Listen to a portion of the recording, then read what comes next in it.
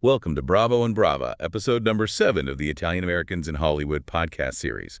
I'm Daley Giacopella, and beside me is my co-host, Sadie Bruni. Ciao, carissimi. It's wonderful to be back with you. Today, we're diving into the career of the one and only Nicolas Cage.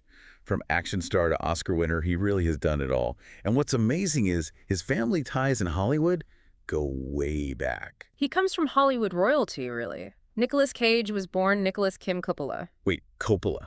As in Francis Ford Coppola? He's his nephew. Wow, I had no idea. But with a name that big in Hollywood, why would he ever change it? Well, it's not that he was trying to distance himself from the family. It was more about wanting to create his own path, you know? Be recognized for his own talent, not just because of who he's related to. Yeah, that makes sense. Trying to step out of that shadow and make your own name. He actually got his stage name from the Marvel superhero Luke Cage and the composer John Cage. Interesting. So from a young age, he was already drawn to acting. I read that he was a huge fan of James Dean and that Rebel Without a Cause was a major influence on him. Those early influences definitely have a way of shaping an artist's perspective, wouldn't you say? Absolutely. Even in his earlier roles, those more comedic ones, you could see that intensity in his performances. Oh, for sure. You could see it even back then in Fast Times at Ridgemont High. A classic. I know, such a classic. And then Valley Girl, that whole 80s vibe, it's iconic. Those movies proved that he wasn't afraid to experiment, even early on in his career. He was already taking risks. And those collaborations with his uncle, Francis Ford Coppola, in films Rumblefish. Wow. Rumblefish was huge for him. Talk about a turning point. You could really see him disappear into that role. It's Moonstruck and Raising Arizona, where he really solidified his place as a rising star. He even earned a Golden Globe nomination for Moonstruck. Moonstruck was simply magical, that perfect blend of humor and heart, and starring opposite Cher. Talk about a power duo. And Raising Arizona, come on, you can't go wrong with the Coen brothers. His comedic timing in that film is just perfect. He has this incredible ability to fully embody his characters. It's really remarkable. Did you know that in addition to the Coen brothers, he also worked with David Lynch? Of course. Wild at heart. A true wild ride, if you ask me. He even channeled his inner Elvis for that one, singing on screen. He also did an avant-garde concert performance with Lynch called Industrial Symphony No. 1. Who knew he had that in him? He contains multitudes, but those more experimental projects never stopped him from embracing those big action roles, and let me tell you, he owned them. 1996, that was a big year for him. The Rock completely took the world by storm. Suddenly, Nicolas Cage was an action hero. He was phenomenal alongside Sean Connery, breaking into Alcatraz to prevent a chemical attack. That's action hero material for sure. And clearly Hollywood recognized his versatility. Without a doubt, Con Air and Face Off in '97 just cemented his place in action movie history. I still can't get over that face swap and Face Off.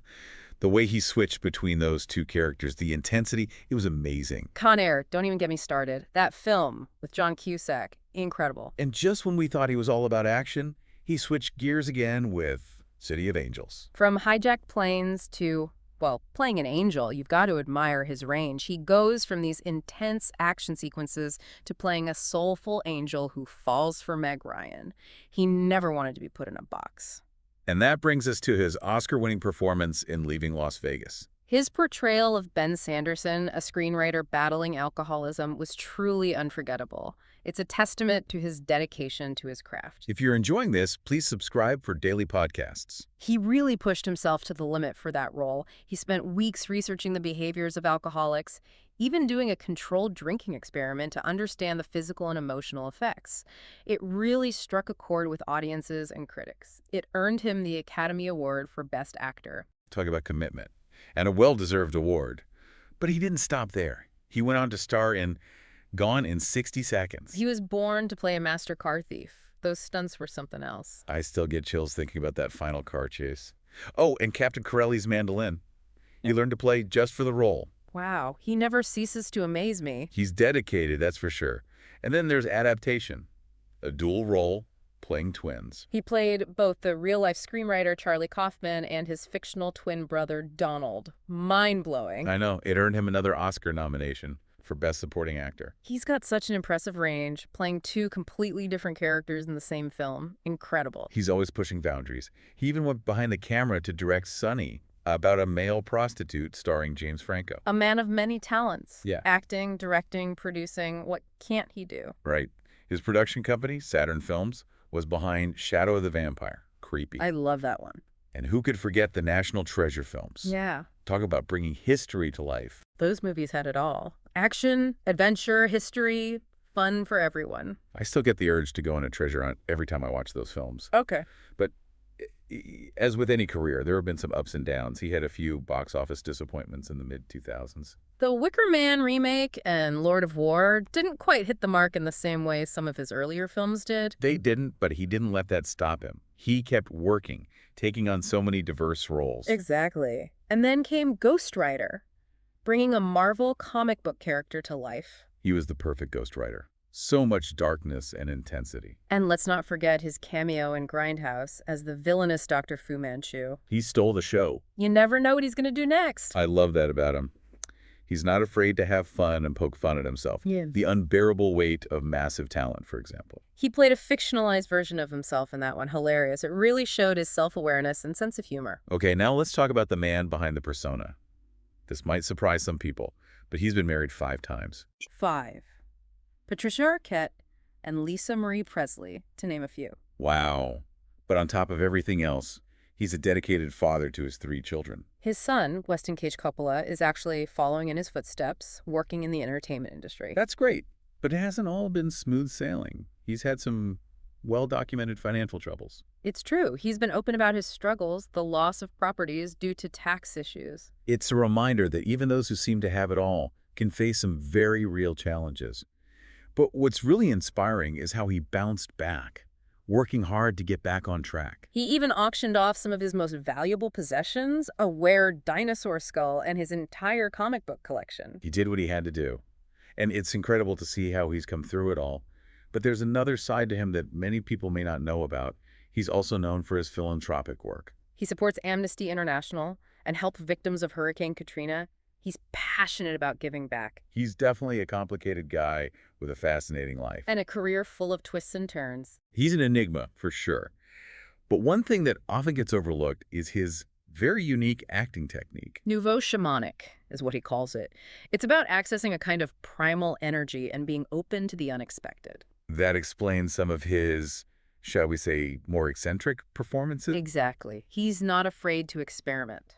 And that's what keeps us all on the edge of our seats. He's truly one of a kind, a true artist. So what have we learned? He's an Oscar winner, an action hero, a devoted father, a philanthropist, and, well, a bit of a mystery. Even in the crazy world of Hollywood, authenticity and passion shine through. He's a reminder to stay true to yourself and chase those dreams, no matter what. But I'm left wondering, how has his unique acting style, his unconventional choices, impacted his career? And how is he perceived by the public?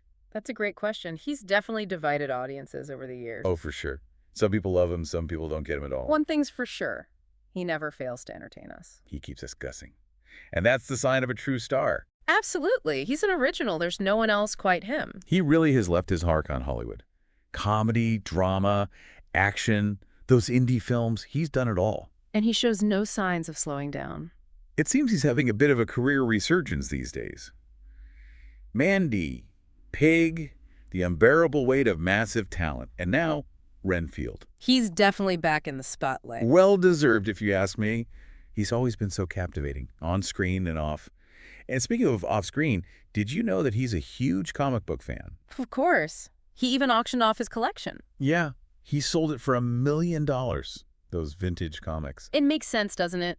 Those larger-than-life characters, the imaginative stories, it's right up his alley. He even created his own comic book with his son. That's right! Voodoo Child. His interests go far beyond film. He even owned a medieval castle in Germany. He's a man who appreciates the finer things in life. He's a man of many passions. And through it all, the ups, the downs, the controversies, even those financial troubles, he always stayed true to himself. He's a good reminder that life's a journey. It's not always easy. It's not. But it's okay to be different, to be a little eccentric, and to never, ever give up on your dreams. Beautifully said. Thanks for tuning in. Please subscribe to Bravo and Brava and turn on your notifications so you don't miss any of our daily podcasts on Italian Americans in Hollywood. Ciao.